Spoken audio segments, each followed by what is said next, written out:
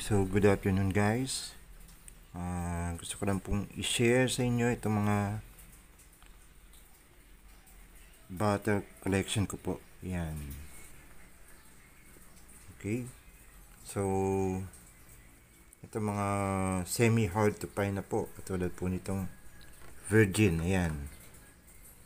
Ito nakilala po ito nung year 2000. Yan po. In 2010 na phase out na to. Very hard to find na po yung mga boteng yan. Sa mga bottle collectors, ayan po. Yan. Ito naman, 1970s na Royal Lime Water. Ayan po.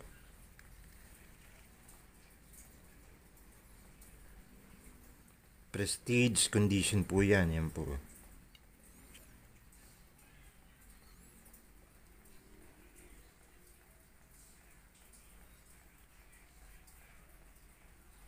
So lumabas to. Yan po, may ano. So ito lumabas 1970s. Ayan. Sa rare na po yung ganitong kulay. Mataas na po presyo nito.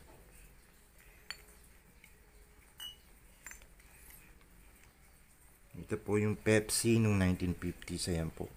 Original pa po yung label. Saka dito nyo po may emboss pa. Pepsi Cola. Ayan.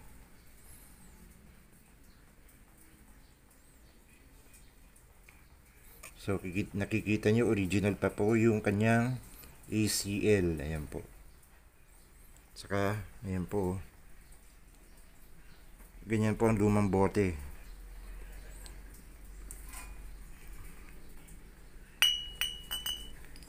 Ito po yung itsura ng Coca-Cola noong 1900s. Ayan po.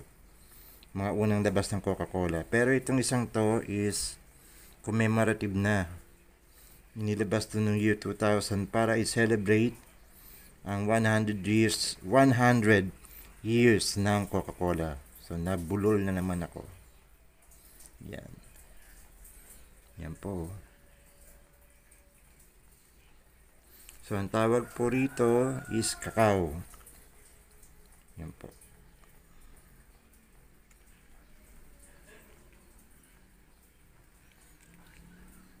So, ito yung bote ng panahon pa ng Kastila during the American-Spanish War. Yan po, nung gera ng Amerikano at saka ng Kastila, lumabas po ito. Yan, Tansan. So, ito yung dito po nang galing yung salitang Tansan sa boteng ito. Ayan po. Ito original na 120 years na to. Ayan. Alaga lang po ng mga kolektor. Ayan, swerte po ako.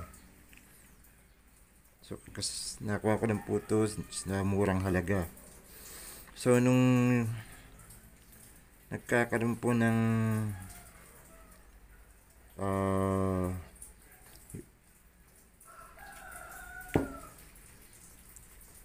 yung tawag dito, nung inaayos po yung Baywalk o yung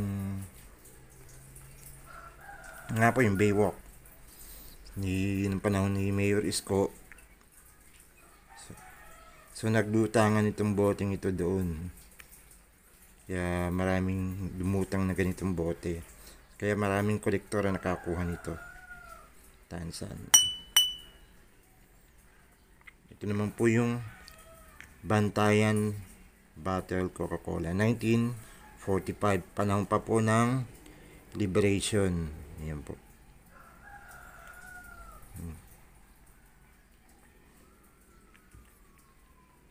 Dito nyo naman, ang ganda oh. So ito na kuha ng mga mangingisda noong year 2001 or 2002. Hindi ko lang matandaan, pero mahigit ano na to, sa ilalim 50 years sa ilalim ng tubig itong boating to. 55 years sa bago siya lumutang sa baybayin ng Bantayan, Cebu. Kasi ang kwento nito, nagpadala ng Kasi nagsarado yung planta ng Coca-Cola sa Manila eh. Nung panahon ng Hapon. So sa kagustuhan ng Amerika na masuportahan ng Coke ang kanilang mga Green Berets or kanilang mga GI Joe dito sa atin noon, panahon ng gera, eh nagpadala sila ng mga bote ng Coke mula San Francisco to Manila. Yan po. Kaya ito galing San Francisco po ito. So sa kasawiang palad, lumubog yung barge sa may Cebu. Sa may, malapit sa Bantayan Island. Kaya tinawag itong Coca-Cola Bantayan Island Battle. So, yan, medyo historical yung bote na yan. So, masasabi nyo po, ito, pang museum na itong dalawang to. Saka ito. Saka ito po yung Coca-Cola Sakto na unang lumabas. Yan po yung 200 ml original. Ito po yung original. Yung walang puti sa gilid. Yan po. Yung may puti sa gilid, yun po yung pangalawang labas. Ito po yung original na labas ng Coca-Cola Sakto. Noong year 2002. 2002 or 2003. 2003 yung puti na eh. Pero ito, hard to find na to. Ayan. Coca-Cola Sakto. Okay, so yun lamang po. And thank you for tuning into my channel. So, paki-follow lang po ang aking Facebook page. Pati na po ang aking YouTube channel, Marvin Freeman EJ, at Marvin's Vintage Collectible sa Facebook. Yan po. Okay, have a great day everyone.